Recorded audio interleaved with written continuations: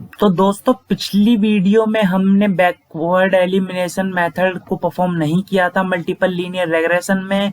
मैंने बोला था कि अब अगली वीडियो में हम बताएंगे, तो अगली वीडियो में बैकवर्ड एलिमिनेशन मेथड लेके मैं आ गया हूँ।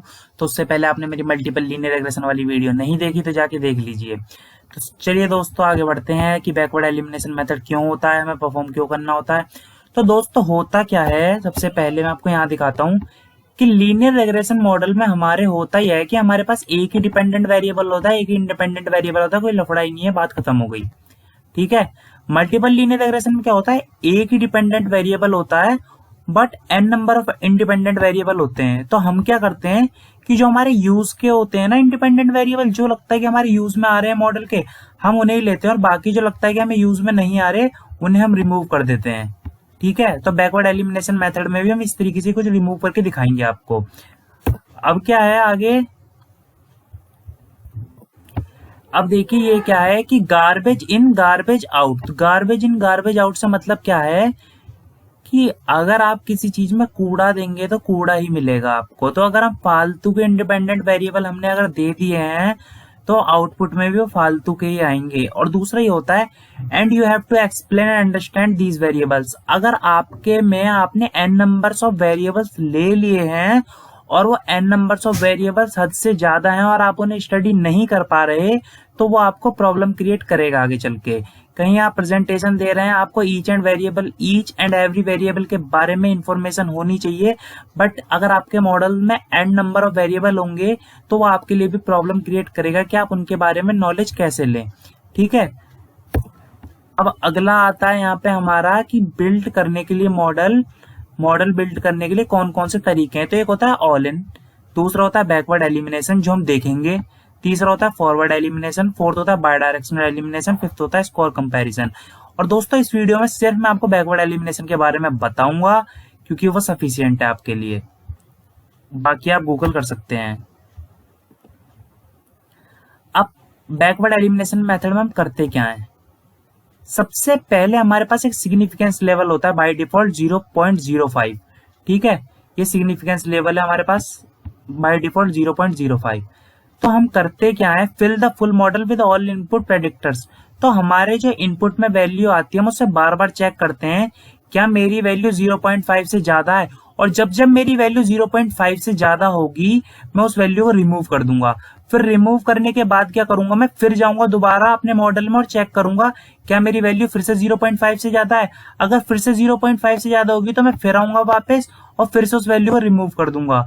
और मेरा फिनिश मॉडल जब ही होगा जब तक मेरे मॉडल में कोई भी वैल्यू जो मेरी सिग्निफिकेंस वैल्यू है 0.05 से ज्यादा नहीं बचेगी।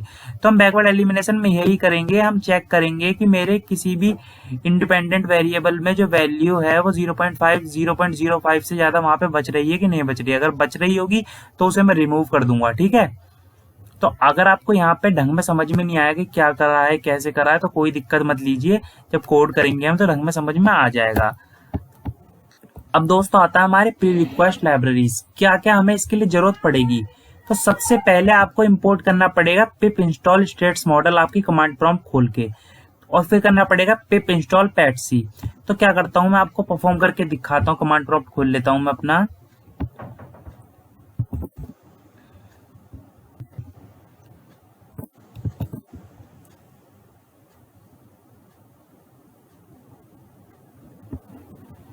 कमांड प्रॉम्प्ट खोल लिया है मैंने अपना। सबसे पहला मुझे क्या देना है, पिप इंस्टॉल स्टेट्स मॉडल, पिप इंस्टॉल स्टेट्स मॉडल्स। तो दोस्तों मेरे में दिखाएगा रिक्वायरमेंट ऑलरेडी सेटिस्फाई, क्योंकि मैंने ऑलरेडी इंस्टॉल कर रखा है। पर जब आप ये कमांड देंगे तो आपके में इंस्टॉल होके आ जाएगा। ये थोड़ा टाइम ले रहा है, देखते हैं इसे। Requirement already satisfy. अब मैं करूंगा पिप इंस्टॉल पैटसी।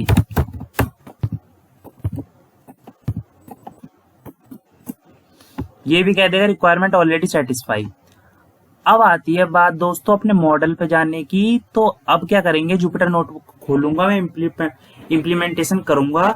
और बहुत से लोगों के संग पता है यहाँ पे भी आके प्रॉब्लम क्या आती है, मेरे साथ भी आई थी कि जब मैंने पिप इंस्टॉल स्टेट स्मॉल यहाँ पे कर लिया था स्टेट मॉडल्स, उसके बाद जब मैं वहां पे अपने इंपोर्ट कर रहा था क्या कहते हैं जुपिटर नोटबुक में, तो वहां भी एरर मुझे दिखा रहा था कि no module found stats models. तो मैं आपका इस वीडियो में वो एरर भी दूर करूंगा कि किस तरीके से जुपिटर नोटबुक में भी आपको इंस्टॉलेशन परफॉर्म करना होता है, ताकि जो आप यहाँ पे इंस्टॉल कर रहे हैं वो वहां पे आपके एरर शो ना करे। तो चलिए दोस्तों, मैं अपना स्टेट्स मॉडल के लिए परफॉर्म करने के लिए बैकवर्ड एलिमिनेशन को स्टेट मॉडल के थ्रू मैं अपना जुपिटर नोटबुक खोल लेता हूँ। तो दोस्तों, मैं अपने जुपिटर नोटबुक में आ चुका हूं। अब जुपिटर नोटबुक में आने के बाद मैं क्या करता हूं, सबसे पहले मैं आपको जल्दी जल्दी बता देता हूं मैंने पिछली वीडियो में क्या करा था। सबसे पहले मैंने लाइब्रेरीज को इंपोर्ट करा था। इंपोर्ट करने के बाद मैंने उन्हें अपने डिपेंडेंट इंडिपेंडेंट वेरिएबल में स्प्लिट कर लिया था। फिर उसके बाद क्या करा था मैंने, उसके बाद मैंने उन्हें विजुलाइज करके देखा था, हाईएस्ट वैल्यू लोअर वैल्यू, ये मैंने आपको बताया था एक स्टेप आप ऐसे कर सकते हैं। फिर मैंने वन हॉट इनकोडर का यूज करके कैटेगरी को न्यूमेरिकल फॉर्म में कन्वर्ट करा था।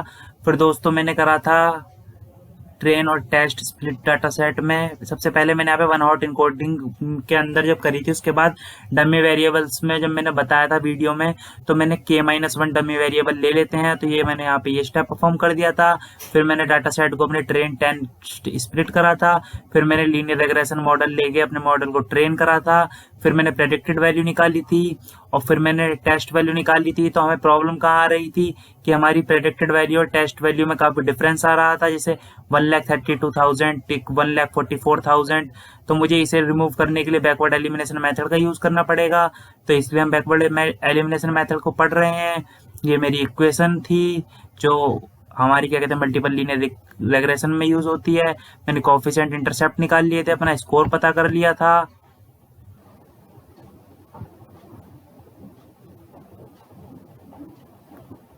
अब क्या करता हूं मैं दोस्तों, यहाँ पे सबसे पहले मैं करता हूं इन सबको दोबारा से run, restart and run all.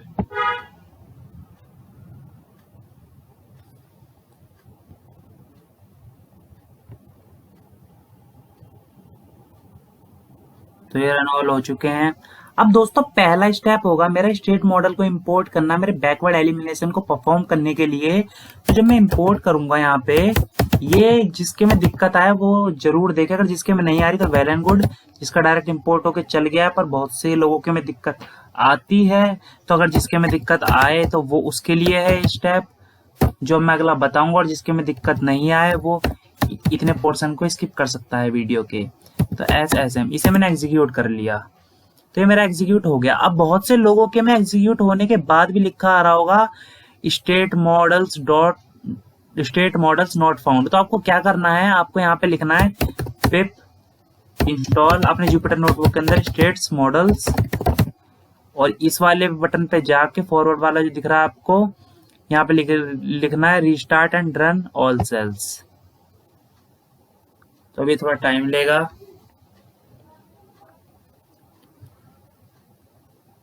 तो ये रन होगा। अब देखिए क्या दिखाता है मुझे दिखाएगा जहां तक रिक्वायरमेंट ऑलरेडी सेटिस्फाई, क्योंकि मैंने तो कर लिया था इंस्टॉल। पर आपका ये इस तरीके से इंस्टॉल करने के बाद देखिए इन्हें दिखा दिया रिक्वायरमेंट ऑलरेडी सेटिस्फाई, यहाँ पे इसने वर्जन दिखा दिया।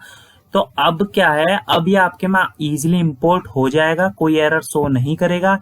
मेरे में इसने इस तरीके से एरर शो करा था, तो मुझे इस कमांड को यूज करना पड़ा था यहाँ पे, फिर इसने एरर रिमूव कर दिया था।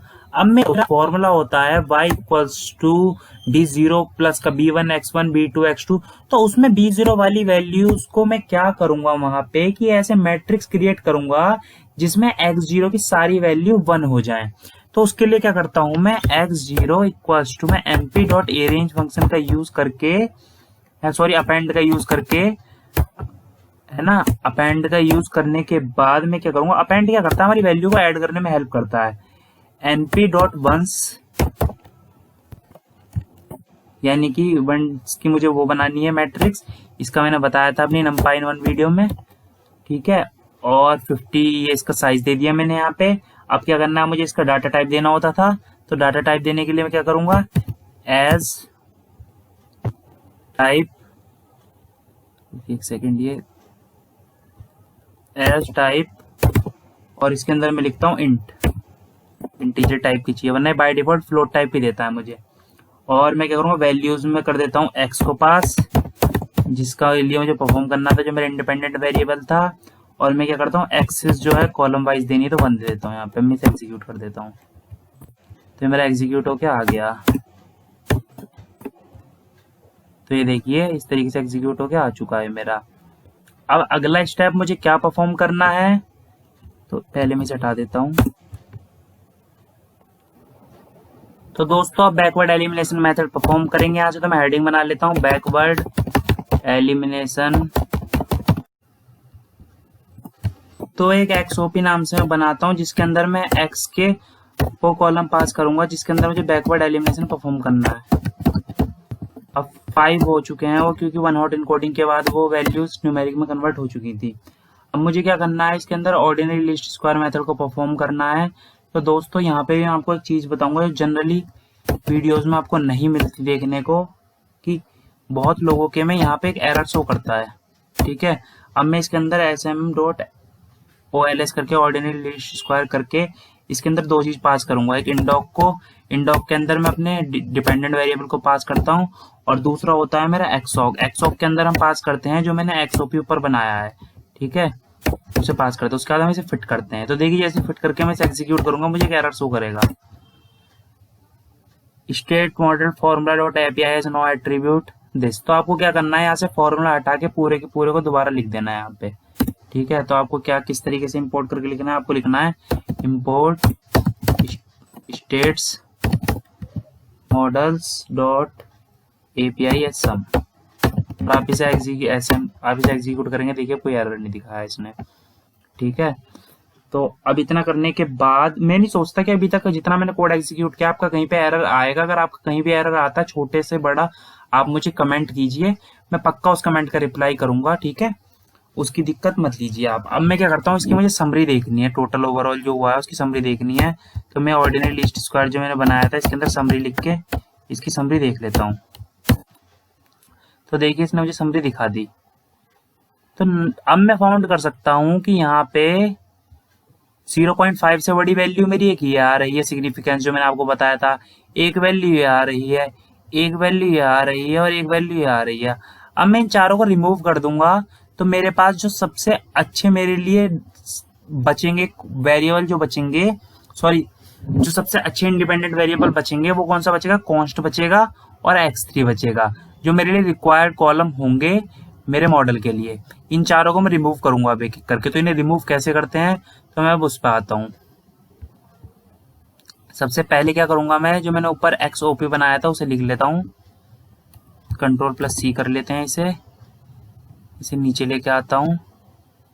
दोस्तों चाहूँ तो मैं एक बार में भी इन चारों को इग्नोर वो कर सकता हूँ, पर मुझे एक वार्निंग शो करेगा और शायद आपको समझ में भी नहीं आया। तो मैं एक एक करके आपको दिखा देता हूँ कि एक एक करके आप किस तरीके से हटाएंगे। इसे कॉपी कर लिया मैंने और यहाँ लिखा। तो सबसे पहले ऊपर जाते हैं, देखते हैं दोबारा समरी को। तो यहाँ पे सबसे पहले हटाते हैं हम पीछे से, तो x5 वाली वैल्यू को हटाते हैं क्योंकि 0.5 से बड़ी है। तो आपको कुछ नहीं करना, सिंपल यहाँ पे आपको 5 दिख रहा है, इसे रिमूव कर दो यहाँ से और एग्जीक्यूट कर दो।